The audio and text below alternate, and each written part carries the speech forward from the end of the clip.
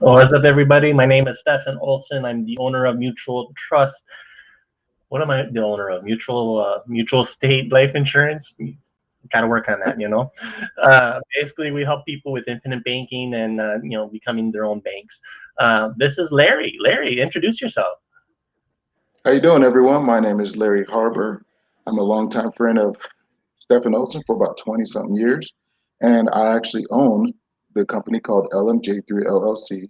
We're a real estate company, and we're actually becoming a development company as well. Awesome, bro. So we met like a while back. I mean, 20 plus years ago. I was on a bus trip over to New York, and that's where we connected. We eventually wrote each other back and forth, kind of like pen pals. This is the days before the email, which is kind of dating us a little bit. Oh my gosh! Yeah, I'm sorry, throw it out there. But this is my friend that introduced me to the family that smothered me with love, and it was just kind of offsetting, but it was wonderful. So, tell me about yourself, Larry. I mean, I know that you're from Nebraska. Give me a little history of you. Okay, for those who don't know me, my name is Larry Harbour. I grew up, I was probably six of one of seven kids in our family. I was the middle child, so I was the invisible one. Anyway, but from there, I was actually raised upon, in poverty my whole life growing up. And that's one of the things that I did not like. And so the minute I was old enough, once I graduated from school, the minute I was old enough to leave, I left. I wanted to get out of that atmosphere because I told myself if I get married and have kids, I didn't want them to live that way. And so I ended up actually meeting my wife and moving to a small town. And the town is so small you can throw a rock through the window, hit everybody. I mean, it's that small. There's more cows than people. But it was a good place for me to start and raise my kids and grow up, That's awesome. And, I'm actually very proud of you, bro, because I know getting out of that, environment is very difficult. And not only did you do that, I mean, you thrived in certain aspects. I mean, you started up your own business. I mean, what did you start there? Okay, when I first got here and I was looking for a way to be able to take care of my family, for instance, when I moved from Omaha and then met my wife in Fremont, Nebraska, and then decided to move to a smaller town. Uh, I ended up moving to a mobile home, and because of that, we ended up having, two kids, and it was like living in poverty all over again. We were just, striving, just literally collecting pennies just to get diapers. So I was like, there's got to be a better way. So then that's when I started my first business, which was a professional car cleaning business. It was a detail shop, and it actually took off. But it was one of those situations. It was hard work, labor. I didn't make any money probably for the first 2 years, but it was paying for itself, and then eventually grew to where it started cash flowing a little bit. So That's awesome, bro. And you also went about like starting it like in a different, I wouldn't say a different way, but you had some thinking. I mean, one of the things that I thought was pretty interesting was kind of like putting advertising on pizzas and just talking with the various owners within the area. Was there anything else that you kind of did that helped you thrive with that business? oh man, I remember to be able to network and connect, I actually talked to the Pizza Hut owner here in town. And I was able to set up a table where I bought a Hummer and we polished it and cleaned it up, make it look nice and new. It was a toy. We cut the top, and then we actually had a raffle drawing for free car cleaning. That was one of the situations. And then also too, being able to be on radio news, and then even setting it up to where I would do for the elderly a special promotion just for that week. So it was different things to be able to just bring in different customers, but in the end it worked out because I was able to become well known and rise in the ranks of the business owners and be able to be accepted in this area. Awesome, bro. And so now that you've kind of graduated from that, you passed that on, what are you doing now? Or what did you do after that? How Uh, about that? well, when my son became 16 years old, he showed interest in wanting to take over the detail shop. So I was like, okay, fine. So the minute he hit 17, he graduated. It's like, okay, now so he wanted to take over right away. I was like, what can I do? So with knowing that, I actually started real estate, 8 years ago, which would have been about 3 years before he actually graduated. And I started learning about real estate. And the one thing I learned was wealthy people have three things in common. They at least they always only go for cash flow. Second of all, they have three things that they really invest in. And if you don't have at least two of those things, then you'll not be wealthy. One is businesses. Sorry, businesses. Two is actually commodities. When I say commodities, in other words, oil, orange juice, whatever. But it's not the stocks that they buy; it's the actual company that they own. Okay, and then at the same time too, real estate.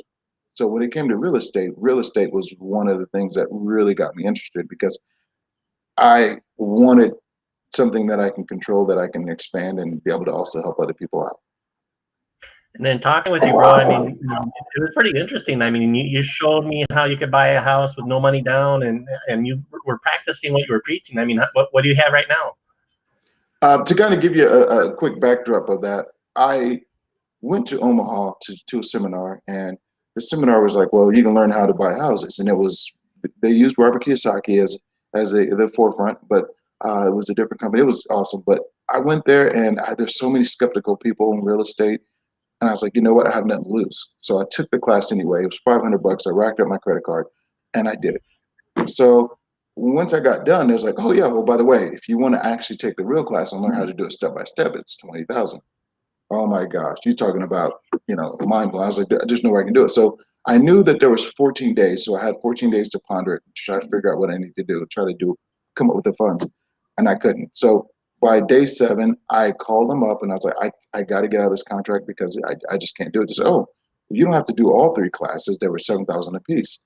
So there's like, well, you can do fund, fix, and flip. So it's like, all right, fine. So I actually ended up doing a peer-to-peer lending, which will be paid off next month. 12,000. That was about 5-year loan. But anyway, so I was like, I got to do something. I decided to move forward, took out the loan, was able to kind of put some into the detail shop, and then was able to learn how to fund, fix, and flip. And then, after that, I can buy a mentor for another 10,000, and then I needed money to invest in real estate. How in the world are you able to get started? So I was like, you know what, I'll figure it out. So I ended up actually listening to a whole bunch of audiobooks, download Audible, listen to every Robert Kiyosaki book, and then I got turned on to Robert Allen, uh, and then I got turned on to Napoleon Hill, and then I got turned on to the one that really kind of helped me was Mike Summey and Roger Dawson's Weekend Millionaire, real estate investor's guide to buying, to real estate, buying property. And they gave me step-by-step instructions to where I learned how to buy properties with no money. And right now we have about 5 properties, and they're all cash flowing. And it's wonderful because we never have to sell them, but we do turn them into a rent to own so that we can actually help people get back into housing. That's awesome, bro. It's kind of funny because during our 20 years, I mean, we kind of, touch base every once in a while. We may not, see each other for like 3 years, and then we pick up right where we, left off. And this is kind of like, where we're at right now. But it's funny because, we're kind of going like when it came to like, feeding in like all this, information and just wanting to escape the rat race, you might say. For me, I mean, I like, a while back, I had a decent job. I was driving 45 minutes back from work, and it was killing me. And so like morning time, I was like, let me start off the day on the right way. So, I kind of listed the Bible on the way into work. And then on the way back, it's just business, and, very similar, interest that you have there. I was, listening to real estate type stuff. I was listening to Napoleon Hill, his little master class. There was Gil. I mean, all these, different type of authors and ways of thinking, and just, seeing how you can basically better yourself as a person and help, society in general. I mean, the more value that you provide, the better off you are, type thing.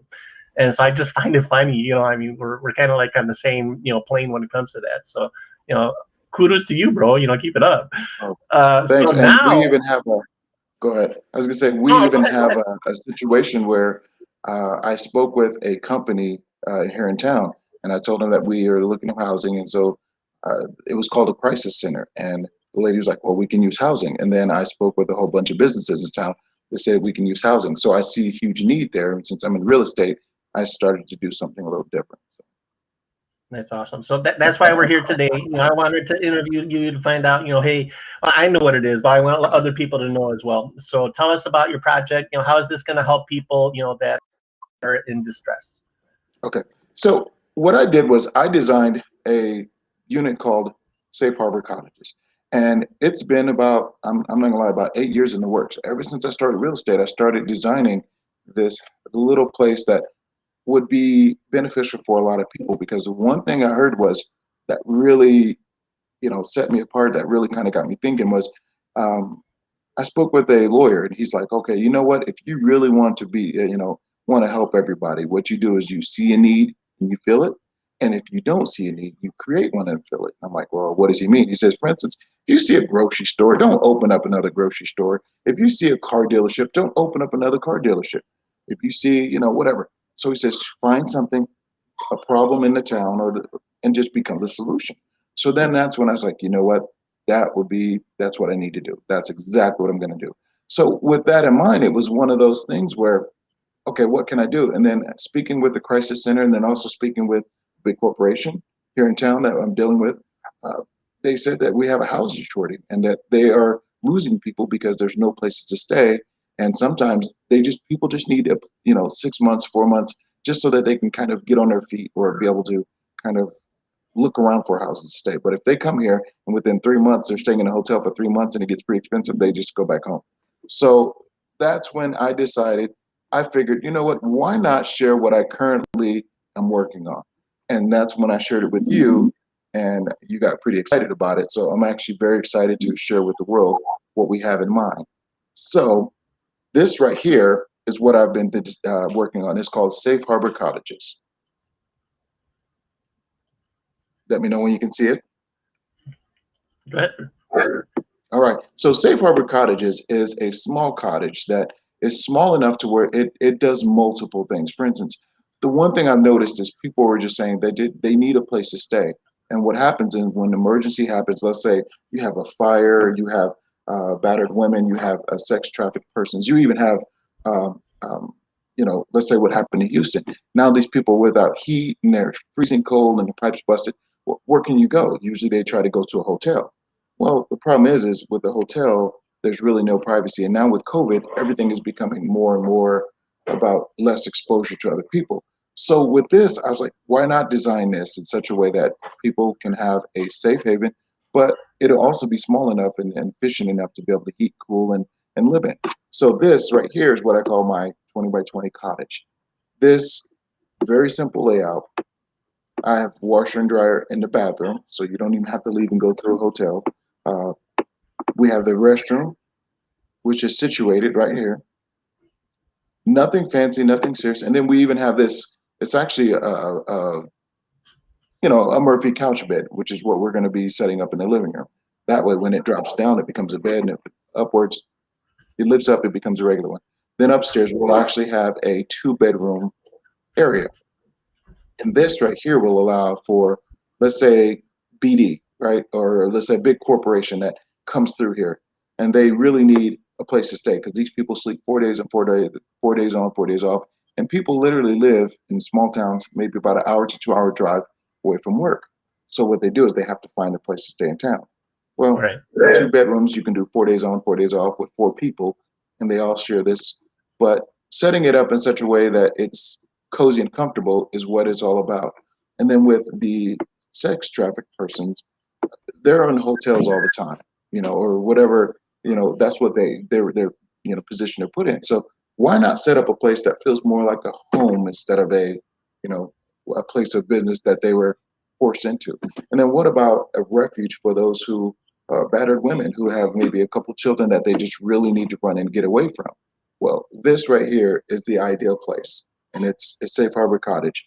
And the way we have this designed, we have it designed in such a way that It's very efficient, it's small, and at the same time too, it will serve many purposes. That's awesome, bro. So have you worked with somebody local in regard to like people that are in distress? Actually, I've been speaking with a lady in a crisis center, and I personally had, I don't know if you call it a privilege, but I have personally ran across a lady that I had spoken with, and she was in such a distressed state that I was asking, what's going on? And then she ended up telling me she wasn't supposed to, but I guess everyone, when you're in a small town, everyone knows about the situation. Well, she was actually taken out of Omaha and moved up here because of the person who was using her, kind of, was looking for her. Well, I didn't know that she originally had left home at age 14 years old and, left with her boyfriend to LA. Well, then they ended up breaking up. And so she ended up being homeless.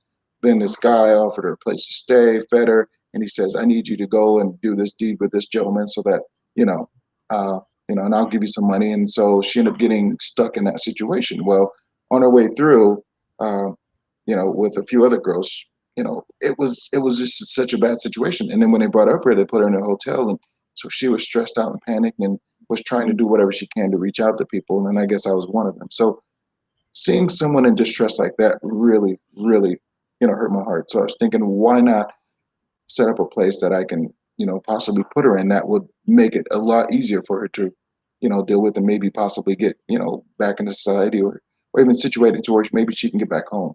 So this cottage is what I wanted. This is what I've been working on and setting up. Okay, that's awesome. I mean, have you worked with like local law enforcement or whoever that helps these people? Actually, I know all the police's by first name basis, and a lot of it is because this is such a small town that everyone knows me and my reputation of being a detailer and a business owner. And so, speaking with different officers and everything else like that is, uh, you know, I spoke to them about this, and they think it's a wonderful idea here too. So, and the cool thing is where we're developing this is right down the street. So, So, I mean, if they call me, I can just say, "Oh, officer, I know, fine, come get me. I'll walk you down the street." No, but so knowing that everyone in town, it's actually a really good thing to be able to, be well connected into a community like this, and just be a solution to a problem. that's awesome. So how much do these places cost to set up? Okay, now we're actually going to be developing a property that I have here in town. Uh, And what it is we're looking at roughly around 65,000 to develop one of these. And a lot of it is because when you usually build your first one or you do your first investment, it's always the most expensive. But then after that, you finish putting your teams and everything else together. And the more you can build, the cheaper everything becomes. So we're looking at roughly about 65,000. And what I'm going to do is I'm actually going to show everyone the units or how we're going to lay it out on the property that I have right now. So right here, once Stefan lets me know that it's operational. Your operation. Okay. So right here is the property that I own. It's underdeveloped and it's actually in a nice area because we have police station down the street 2 blocks, and then right across from the police station we have a grocery store. And then the opposite direction we actually have a wellness center.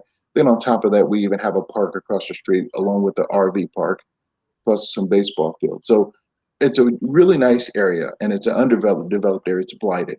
So we're going to be seeking TIF financing and many others. And plus I'm even seeking to, get grant assistance from the government.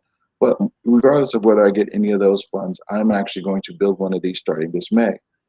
And here I have what they call LB Custom Chrome and Detail. That's my business, car cleaning business. And behind there, it's just wasted space and I'm getting taxed on it. So why not develop it in such a way that it will help people plus pay for itself and at the same time too help the community.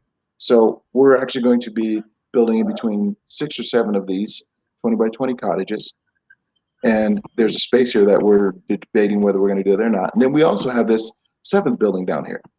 So this 7th building right here represents what they call my vending machine location.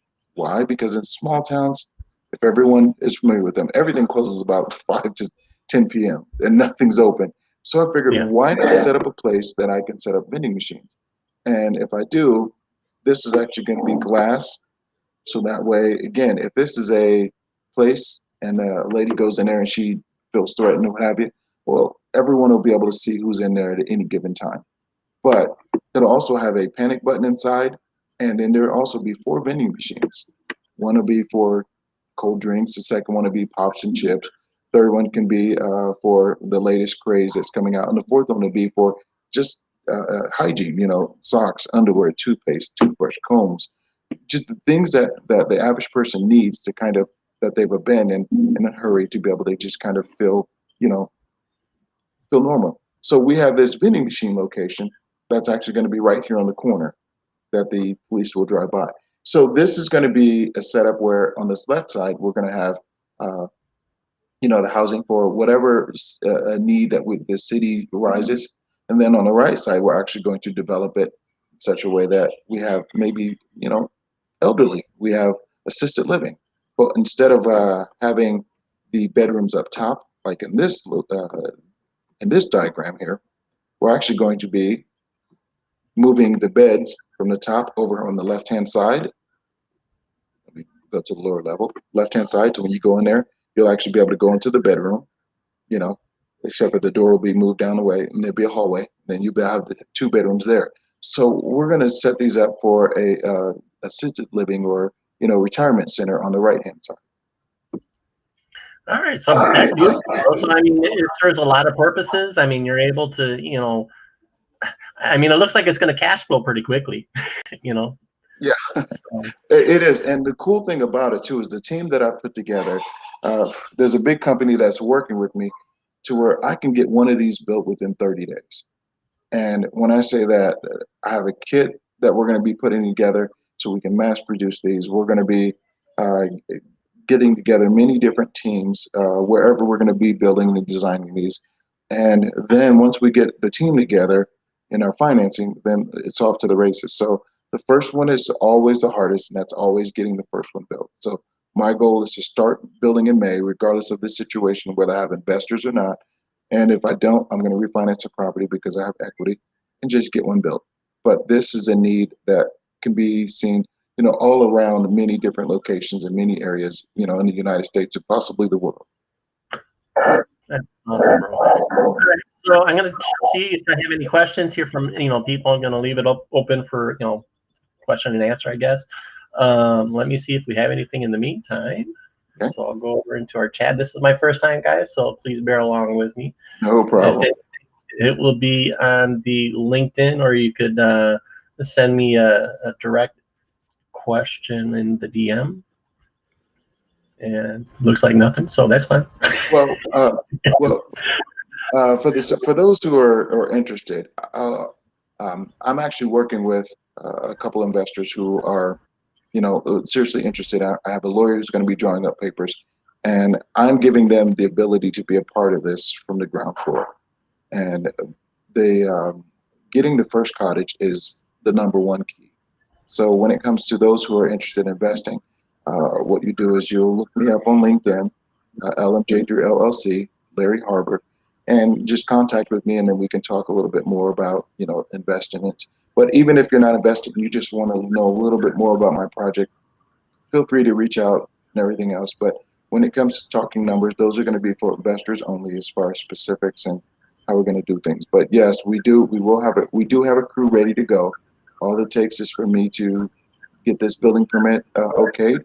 And once we get the building permit good to go, then we're ready to go. So um, the cool thing about all of this that I really appreciate is the fact that I get to share it with a friend of mine, Stephen Olson, here from years ago, and with everything that we have going on, you know, everyone needs a place to stay. Everyone needs a place to live, and regardless of what's happening with the stimulus and everything else, the cost of living is going to go on the rise. So why not try to create a property or you know, a product or that will help the economy instead of actually cost more.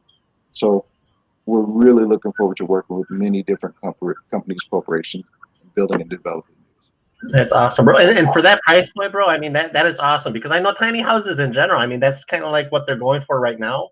And so, I mean, you know, unless you do it yourself, then it's like, you know, 20,000. But I mean, you know, what you have there, I mean, it's like, you know, for me, it's a no brainer. So I mean, I wish you well. I wish you success. I know it will be successful, and I'm super excited to see how it turns out, man, because I know it's going to be big. Thank you. And for those investors who are really interested in, there's a bigger picture that I'm not going to disclose here because again, it's you always have to get it first before you share, but it's going to be you know to me very very very wonderful and a very very big deal. So thank you very much for having me here, Stephanie. You're always the man, and I thank everyone for listening and watching this. And again, I appreciate it. And just because you have no money does not mean that you cannot start investing today. So regardless of what you want to invest in, learn what you need. Do not be afraid to take up a mentor and just get started because the world will not, the world doesn't know you anything. Look at me, I grew up poor, but I didn't have to stay that way. And neither do you. So thank you very much, Stefan. Appreciate it, big man. Thank you, Larry. Thank you very much. All right, guys. Talk to you later.